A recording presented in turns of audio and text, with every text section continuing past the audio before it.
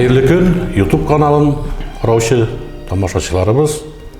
Ялчылар бірлігінің жай шілдесінде де ішчәнлігі ғылмен қызып бара дегендей, әр күн сайын біздің шаралар өте, һәм алар бик фәһімлі, изгі шаралар болды.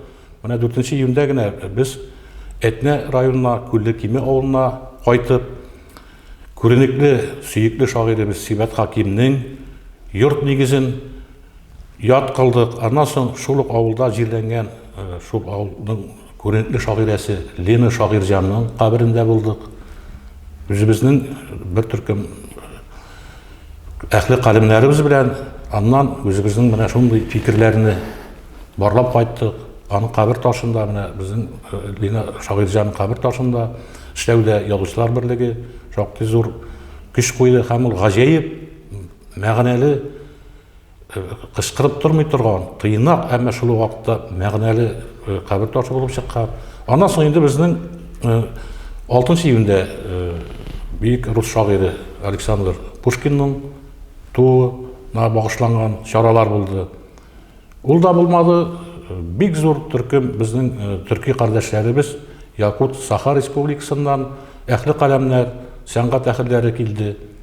Алар белән түгәрәк өстәлләр оештырдык.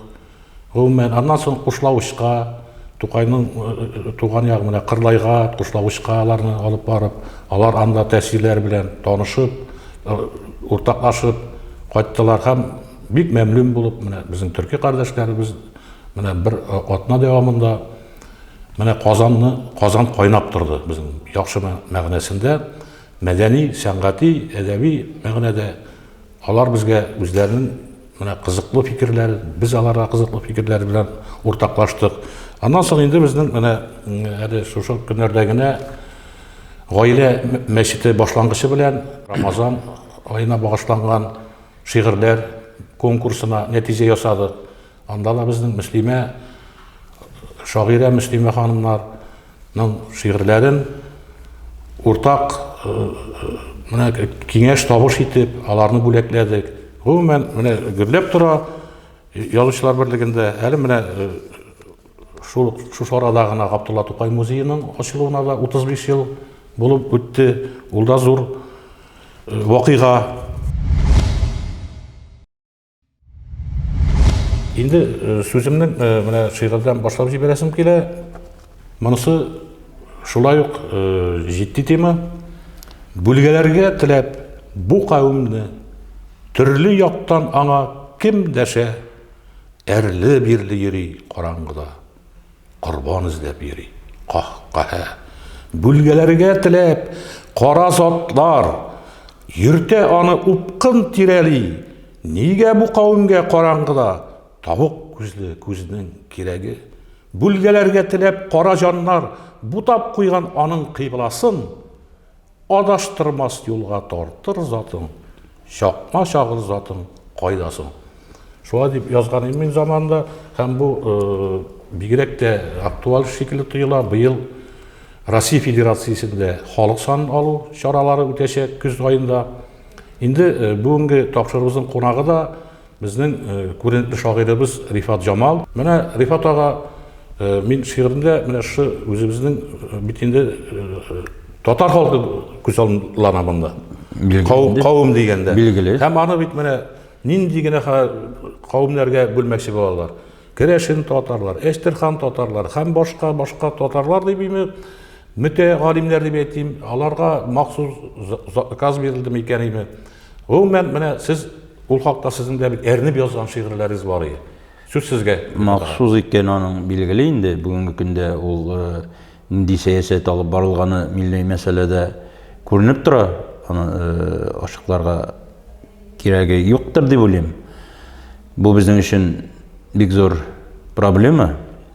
Чөнки менә халык саны алдында безнең халык шулай бик нык таралган халык.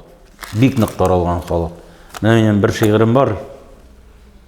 Сибирдә дә, Кырымда да, Уралда да, Үзбәктә, я татар инде дия, үтте инде Үзәккә, Воркутада, Донбасста да татарлар күмір шаба, баш көтәрмей ішли татар, Шитада, Күмертауда, дағларда, һәм чүлләрдә, дөньяк диңгез астында, ширәм җирләр күтәргәннәр, инде кая ашкына. Ник галәмдә татар юк дип, üzгәләнмә син дустым, чөнки татар җитәкләгән ул галәм институтын. Безнең татарда җитми менә шушы бер-береңне күтәрү, Кадерен белү. яһүдләрдәге кебек бер-береңне теге шаннан үстерәп чыгару. Чөнки минем үземнең зур үпкәм бар безнең дип әйтсәң дә инде белмим, зур галимебез Раат Сәгъдиевка Институт космических исследований институтының директоры булып торды. Күпме еллар, шуннан күпме космонавт чыкты. Ләкин бер татар космонавты да аннан чыкмады. Аннан арада тормагандыр инде. Торган да эшләмәндер, ул бит үзен космополит диде. Хәзер Америкада бит инде. Соң, күрәсең, бұл чынлап та космополиттер инде. Мин үзем Түркменстанда да, Саратовта да торып карадым, ләкин булмый. Туфрак тарта. Бүгенге көндә нинди сәясәт барганын беләбез. Татарлар, менә мин Одноклассникта бик эш алып барам дип тә саныйм. Чөнки бигрәк тә Башкортстанда менә нинди сәясәт булганын беләсез сез. Чөнки безнең үзебезнең татарда яңадан мондый шигырем бар. Ул чөнки безнең тарихтан килә ул. Безнең тарихчылар безне төрле якка тарткалый. Безнең булгаристлар бар, Алтын Урда тарафдарлары бар, шул тарихчылар. Чыннан да безнең тамырлар киң. Шуңа үзгәләрен язган шигырем. Кемдер Кыпчак, кайсы Болгар, кемнәр Алтын Урдадан, әйтерсеңлә татар дигән милләт һич тә булмаган.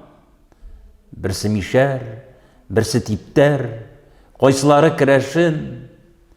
Эй татарым, син кайдасың? Төшләремә керәсең, төшләремә керәсең. Чөнки бу бүлгәләү сәясәте бара.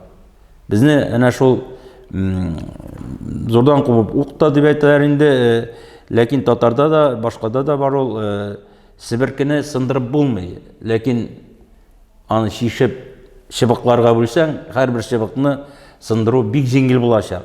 Шушы сәясәт бара.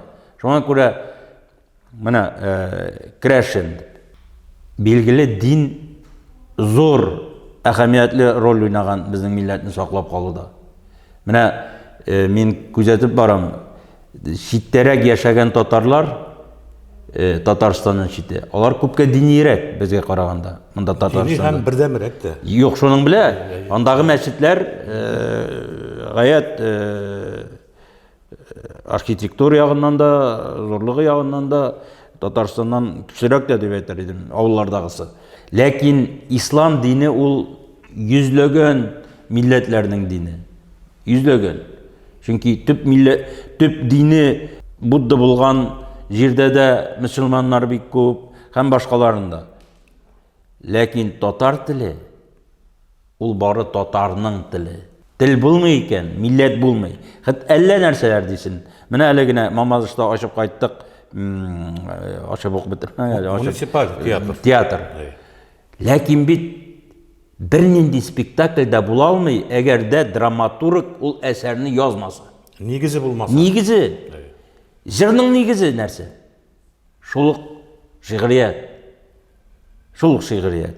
Шуңа күрә соңгы вакытта татар язучыларында аннан шәмәткәләмәкче булалар, моннан шәмәткәләм. Соң җан кисәкләрем, татар язучысы булмаса бит, тел булмаячак, татарның театрда булмаячак, җыры да булмаячак. Милләтнең нигезе тел. Тел. Телнең нигезендә язучылар. Язучылар. Ул бердә арттырып әйтү түгел, телнең кайсы якка баруы, ничек яңгыравы язучылардан тора. Без бөтенебездә китап укып тел сөйләшеп тә өйрәнгән, ләкин чынлап телне без бөтенебез китап аркылы үзләштергән. Шуңа күрә бу тел гаять әһәмиятле әйбер һәм теле булмаса. Менә әле бүгенге көндә татарча белмәгән татарлар да без я татар инде бирәләр. Чөнки татар дигән милләт бар. Чөнки татарча сөйләшеп, менә монда яшәгән татарлар бар. Татар милләте булмаса, я татарин дип тә булмый. Хытоты диярләр. Шуңа күрә безнең булай без һәрберебез бу өлкәдәшләргә тиеш, чөнки проблема бик зур.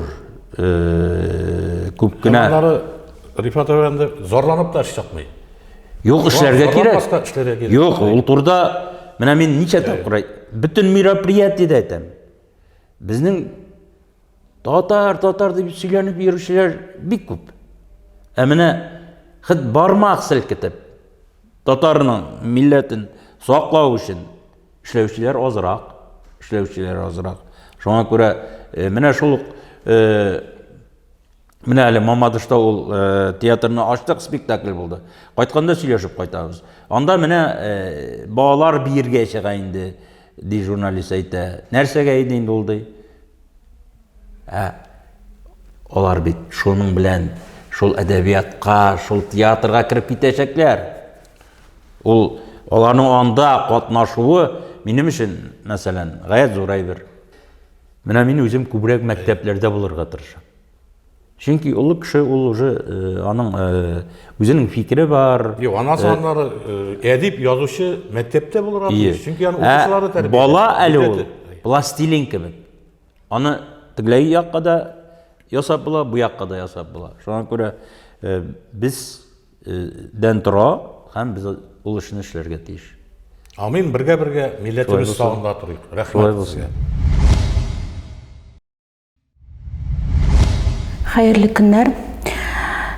Татарстан китап нәшрияты китап яратучыларны үзенең яңа китаплары белән сөендерүен дәвам итә. Әле менә кичә табадан безнең Габдулла Тукайның Мәҗмугай әсәре дигән яңа китап дөнья күрде. Әлеге китап 1914 елда гарәп шрифтында чыккан китапның кириллицада чыккан тулы басмасы.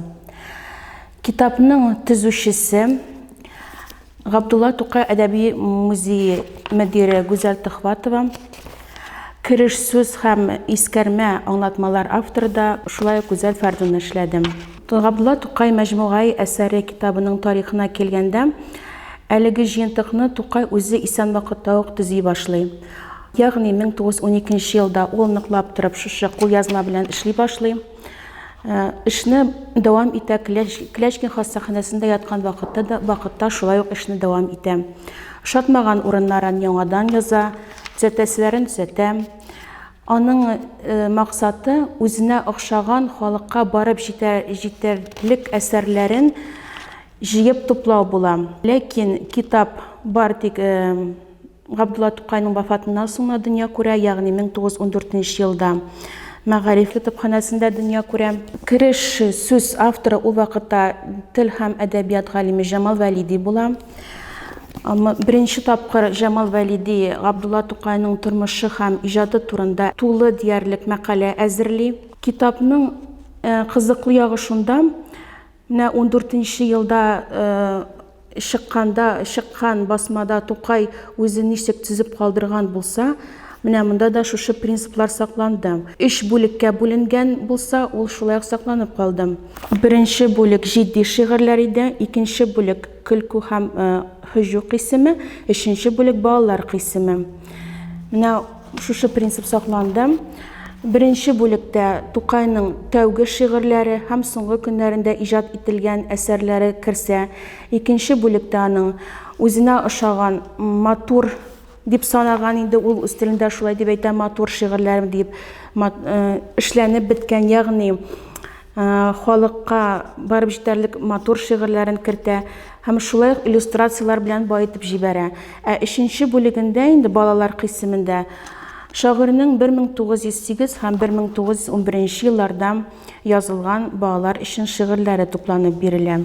Китапның тагын бер кыйммәтле ягы шунда, Тукайның 3 фотосы бирелде. Беренче фото ул 1908 елдагы фотосы, икенчесе 1911 һәм өченче фото аның Клешкин хастаханәсендә яткандагы иң соңгы фотосы. Шулай ук шигырьләр, әсәрләр, иллюстрациялар белән байытылды. Монда барлыгы тәэсирләргә бирелгән шигырьләрнең тагын да кыйммәтен аңлата ала торган 33 иллюстрация бирелде. Мәсәлән, Мияубикәнең үзендә генә дә 13 иллюстрация бар. Ягъни песинең йоклаган вакыты, уянган вакыты, аның шатланган вакыты яки хәсрәтле вакыты. Инде без төзүче белән эшләгән вакытта монда бу 14нче елдагы гарәп язмасында булган китаптан Тукай үзе нинди билге яки символ куйган, аларның барысын да сакларга тырыштык. Тукай шулай итеп эшләгән, ул ниндидер бер бүлекне аерганда яки шигырьне аерып куйганда үзенә кулланган яки сызык, яки нинди дә булса символ, тагын берәр нинди үрнәк, без аларны сакларга тырыштык, һәрберсен шулай урыннарына куеп бардык. Бу басмадагы шигырьләр алдагы басмалар белән чагыштырылды. Әгәр дә нинди дә булса үзенчәлек булса, аерма булса, аны аңлатмалар һәм искәрмәләр бүлегендә күрсәтеп үттек. Һәр шигырьнең кыскача гына бите күрсәтелде һәм инде беренче тапкыр кая чыкканы, нинди санда басылганы һәм шигырьнең нинди үзгәреш булганы барысы да бу аңлатмалар бүлегендә күрсәтелде. Әлбәттә, бу безнең өчен бик кыйммәтле басма. Без аны эшләгән вакытта ук менә төзүче Гүзәл Төхватов белән бергә шул заманга кайтып диярлек, аның менә шушы 14нче елда чыккан китабын кулыбызга алып, һәр аңлашылмаган урынын бергә карап, укучыга барып җитүен теләдек инде. Тукай ничек үзе төзеп калдырганча.